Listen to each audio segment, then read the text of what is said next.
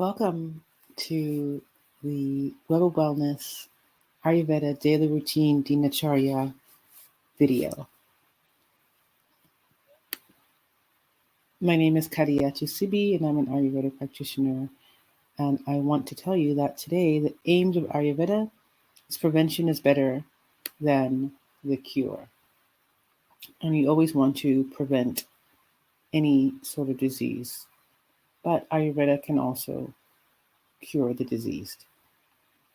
So Dinacharya means the appropriate daily regime for physically, mentally, and spiritually healthy life. So every day we get up and we do a certain number of tasks. I call them tasks because it's really important to be able to do these every single day to maintain a healthy life. It's very important within Ayurveda.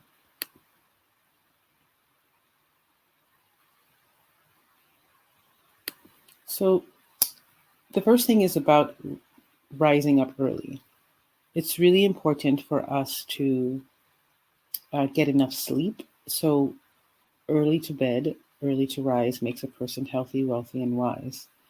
So when we are sleeping, hopefully no later than 10 or 11, we are able to wake up at the Brahma Muhurta time, which is about an hour to an hour and a half before sunrise.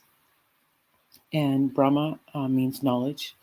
And that is a time, usually it's the most important time to do any sort of meditation, any sort of prayer, just self-reflection. That is the best time before sunrise.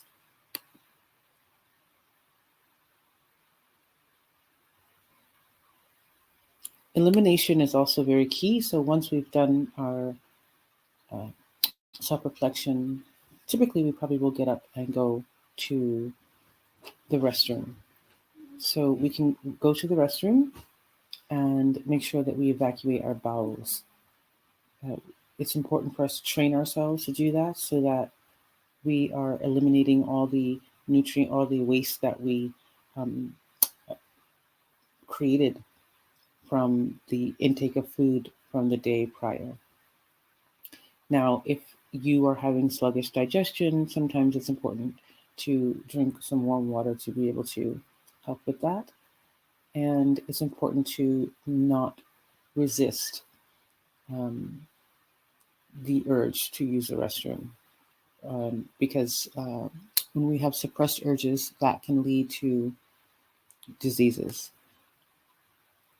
And also, if you are using the restroom, please don't strain, because then that in and of itself can create also problems with the anatomy of the body.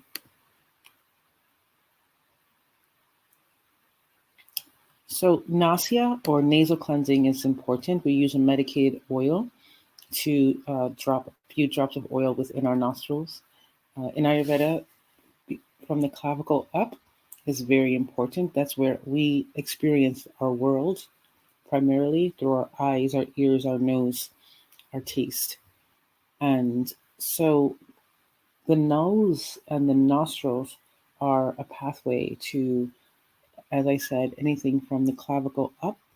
So any sort of throat, as I said, ears, sight, nasal, even head issues can be addressed with nasya.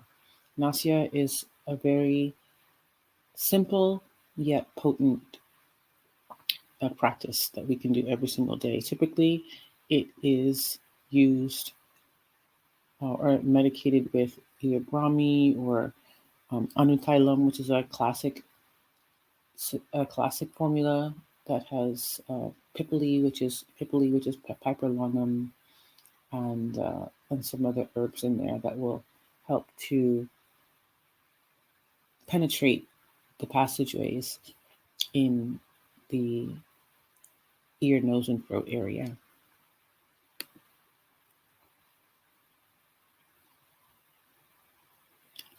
Next, we want to do brushing of our teeth, the Danta Dawan, and it's quite important actually we all know that we've been told all of our lives to clean our teeth and to do everything that will assist us from creating any sort of germs or bacteria in the mouth. And typically, sometimes twigs are used, but if you can't, there's a powder that you can use. You can use triphala, you can use neem to assist. And then we have our tongue scraping, which is really important. That helps to remove any bad taste in the mouth, any swelling of the tongue, as well as any sort of just foods that may be coming up through our tongue, ama, which is toxins. Oil pulling or swishing the gandusha kawa. Gandusha means filling the mouth up with a certain fluid. Typically, it's sesame oil or coconut. And you can hold that in your mouth for as long as you can until your eyes water. That's the gandusha. But then the kawal is the swishing, where you're actually doing the swishing in the teeth, through the teeth, pulling the oil through your teeth and in your mouth.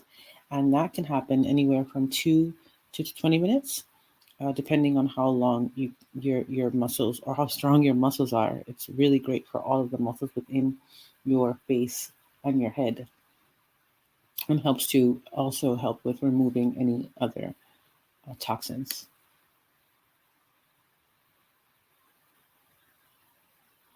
The splashing of cold water helps to cool down the head as well as awaken the senses. You can drink the warm water now if you'd like, if you didn't do so in the morning, and that helps to just rejuvenate your digestive system as well as to help warm you up for the day. Next is the daily massage, which is quite important. It's a great act of self-love, but it also helps with the aging process and relieves fatigue and improves our vision, improves our skin complexion, it improves sleep.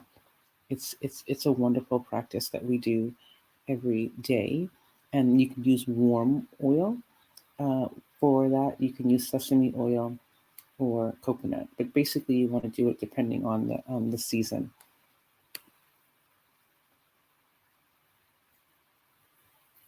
And another Abhyanga oil is Shiro Abhyanga, which is the head massage, and that is really great too. That helps with hair fall, also the tongue and the skin. It also gives nourishment to the senses of the eyes, the ears, and the nose. Anything above the clavicle, as I said, is all connected. All the muscles are quite there are quite a few up there. So as we stimulate them, they actually affect everything around it. So when we do our self massage, our body massage, that's great. But then when we do our head massage, we're focusing more on what we call marmas, which are energy points within the head, as well as on our face and in our along our throat. But here is the head massage, Shiro Abhyanga. And then we have Pado Abhyanga, which is the feet massage. And that is really important because we stand on our feet a lot of the day, like we're standing on our feet. And it gives us strength to our legs. It helps remove any cramping that we may have. It also helps with any sort of sciatica or cracking of the feet. It helps with our eyes and any dryness of the body. Pado Abhyanga. So after we've done that, we can put on some clothing that, is going to be okay if it gets oily. We can do some exercising. That's really important. And then we can do some self-awareness. We can do some meditation, and spending a few moments doing that will help us to use the senses that were just cleansed in the beginning of our day.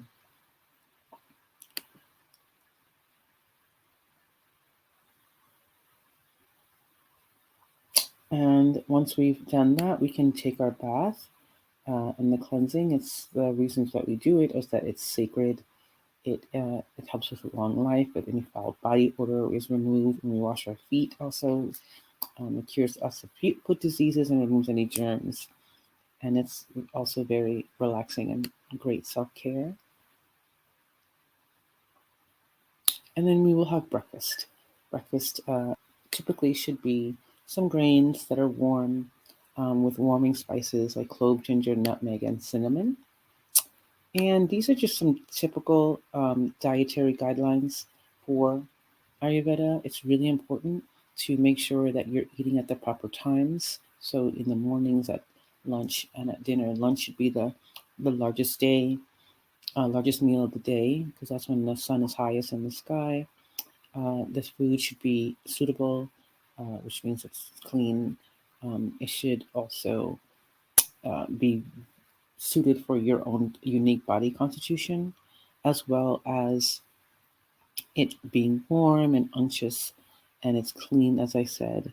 And it also has the six tastes, which is really important. So we have bitter, sour, salty, sweet, astringent, and pungent.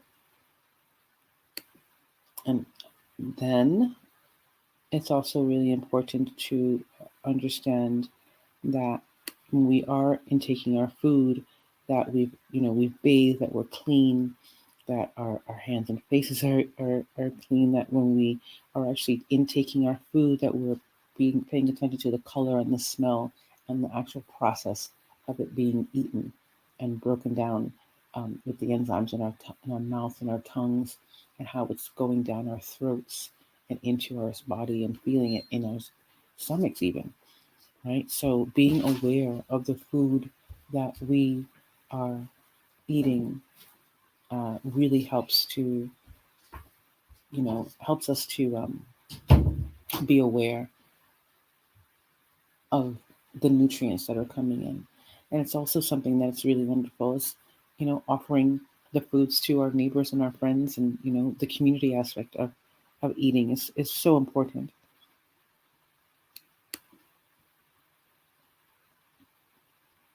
And so other daily regimes and routines are, making sure that our clothing that we wear are comfortable, so that, we can move around, and making sure that it's pleasing for ourselves and for our mind.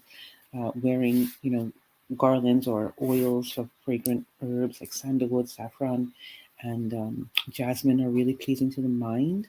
And wearing comfortable footwear is so important, so that it gives strength and protects our feet from diseases, and protecting our face, protecting our head, our hair from the sun, the wind, any dust, just to help our ojas, which is our life force.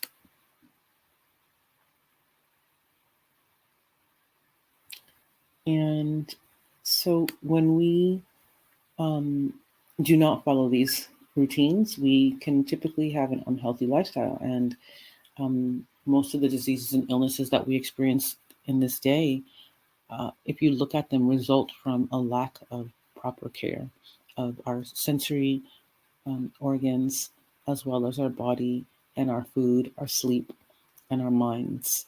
So it's really important to maintain a daily routine, and making sure that uh, we do it every single day, so that we can, be the vessels that we should be, for this world. When we are clean, we're able to receive and we're able to give. So I thank you very much, and we are a Web of Wellness, and you can get in touch with us